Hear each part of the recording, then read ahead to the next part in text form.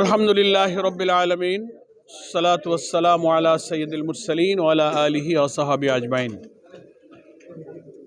প্রিয় সাংবাদিক বন্ধুগণ, সম্মানিত দেশবাসী, আমরা বাংলাদেশ জামাত ইসলামীর পক্ষ থেকে 6 সদস্যের একটি প্রতিনিধি দল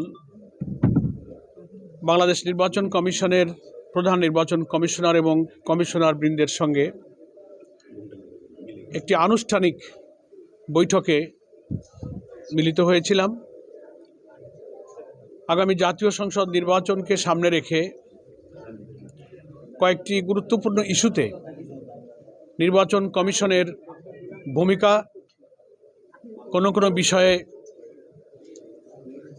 কিছু ইনফরমেশন গ্যাপ, কিছু অস্পষ্ট অবস্থা, এগুলো পরিষ্কার করার জন্য নির্বাচন কমিশনের সঙ্গে আমরা আজকে মিলিত হয়েছিলাম এবং সুনির্দিষ্ট কিছু বিষয়ে ওনাদের সাথে আমাদের আলাপ আলোচনা হয়েছে। তার মধ্যে একেবারেই প্রথম এবং সর্বাধিক গুরুত্বপূর্ণ, যেটা দেশবাসী 18 কোটি মানুষ যে নতুন গণতন্ত্রের অভিযাত্রার জন্য অপেক্ষা করছে, সেটা হচ্ছে একটি অবাধ, সুষ্ঠু, স্বচ্ছ, গ্রহণযোগ্য, নিরপেক্ষ জাতীয় নির্বাচন।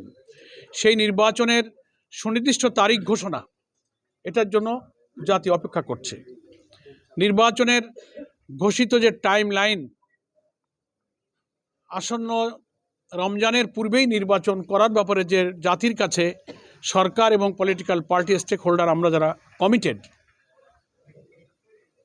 নির্দিষ্ট তফসিল ঘোষণার সময়টা একেবারেই পেরিয়ে যাচ্ছে দেখে আমরা এ বিষয়ে নির্বাচন কমিশনের সুস্পষ্ট ঘোষণা, সুনির্দিষ্ট সিদ্ধান্ত কি, সেটা জানবার জন্যই মূলত প্রথম আলাপ আলোচনায় আজকে ইস্যুটাকে আমরা রেজ করেছি।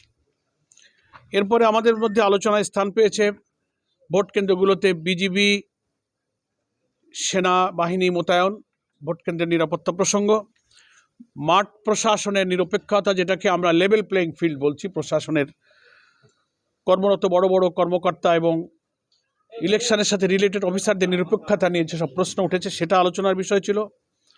এরপরে আমরা আলোচনায় অবৈধ অস্ত্র উদ্ধার যে অভিযান, সেটাকে আমরা খুব ইফেক্টিভ দেখছি না। একটা অভিযান নামে চলছে, কিন্তু কার্যকরভাবে এটাকে ফলপ্রসূ করা এবং 5ই আগস্টের পর থেকে সারা দেশের থানাগুলো থেকে লুটপাট হয়ে যাওয়া অস্ত্র কী পরিমাণ উদ্ধার হলো, অবৈধ অস্ত্রধারীরা যারা নির্বাচনকে ডিস্টার্ব করতে পারে, ভোটারদের মধ্যে আতঙ্ক তৈরি করতে পারে, তাদের গ্রেফতার অভিযানের ব্যাপারে আমাদের আলোচনা ইস্যু ছিল, আমরা এটা আলোচনা করেছি।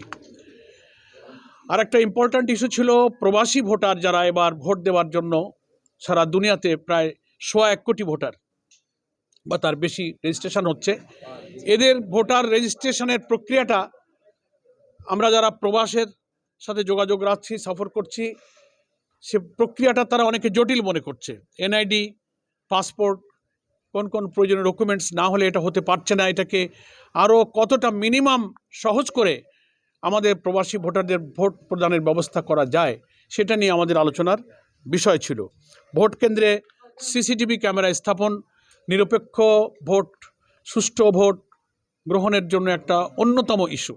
এটা আমরা আগেও জামাত ইসলামীর পক্ষ থেকে কয়েকবার দৃষ্টি আকর্ষণ করেছি। ওনারা কথা দিয়েছিলেন, ওনারা বলেছিলেন এটা একটা কস্টলি ইস্যু। আমরা এই ব্যাপারে সরকারের প্রচুর অর্থ বিভিন্ন কাজে ব্যয় হয়। আমরা বলেছিলাম যে একটা জাতীয় নিরপেক্ষ নির্বাচন, গণতন্ত্রের, দেশের শান্তি শৃঙ্খলা, নিরাপত্তা এবং নির্বাচিত জনপ্রতিনিধির কাছে ক্ষমতা হস্তান্তরের জন্য এর চেয়ে গুরুত্বপূর্ণ আর কিছু হতে পারে না। এখানে অর্থ ব্যয় করা প্রয়োজনে অনেক ডোনার এজেন্সি, ডোনার কান্ট্রির কাছে সহযোগিতা চাওয়া যায়। আমরাও কিন্তু এই সমস্ত ব্যাপারে অ্যাপ্রোচ করেছি বিভিন্ন জায়গায়।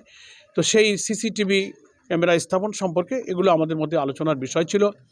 এবং আইন শৃঙ্খলার যে মাঝে মাঝে গুরুতর অবনতি আমরা দেখছি, একটা দলের সবার উপরে অন্য দলের হামলা, ইভেন নারীরাও তাদের ভোটের কাজে, ভোটার সমাবেশে, গণসংযোগে গিয়ে তারাও নির্যাতিত, নিপীড়িত হচ্ছে, হামলার শিকার হচ্ছে, আহত হচ্ছে।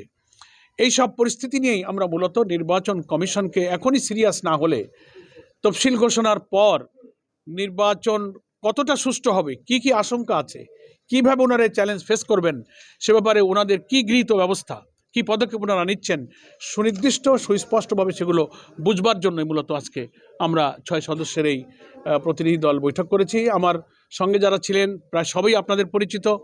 আমাদের সহকারী সেক্রেটারি জেনারেল মাওলানা এটিএম মাসুম, আমার ডান দিকে ডক্টর এইচ.এম. হামিদুর রহমান আজাদ, সহকারী সেক্রেটারি জেনারেল, মতিউর রহমান আকন্দ, আমাদের প্রচার মিডিয়া বিভাগের সেক্রেটারি, এহসানুল মাহবুব জুবায়ের, আমাদের অ্যাসিস্ট্যান্ট সেক্রেটারি জেনারেল প্রচার মিডিয়া বিভাগের প্রধান, অ্যাডভোকেট জসিমউদ্দিন সরকার, আমাদের ইলেকশন কমিশন এবং লিগ্যাল এইড এবং লয়ার্স ফোরামের উনি সভাপতি। এই 6 জন আমরা এখানে আজকে এই প্রতিনিধি দলে উপস্থিত ছিলাম।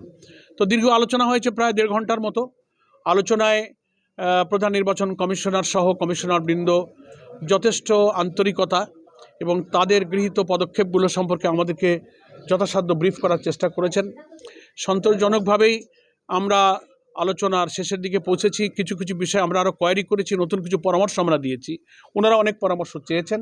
তাদের সাধ্যের মধ্যে সর্বোচ্চ প্রচেষ্টা তারা নির্বাচনকে সুষ্ঠু এবং নিরপেক্ষ করার জন্য চেষ্টা করবেন বলে কথা দিয়েছেন এবং এই সপ্তাহের মধ্যেই নির্বাচনের তফসিল ঘোষণার আশাবাদ তারা ব্যক্ত করেছেন, যে ব্যাপারে সুনির্দিষ্ট সিদ্ধান্ত তাদের হয়েছে।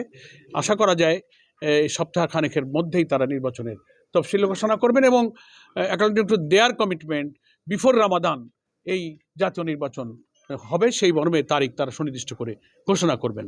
এটি মেইনলি আমাদের আজকের ডেলিগেশনের আলোচনার মূল প্রতিপাদ্য ছিল। তফসিল ঘোষণা তো সময় লাগে, এই মানে চলতি সপ্তাহে হবে, সেক্ষেত্রে আপনি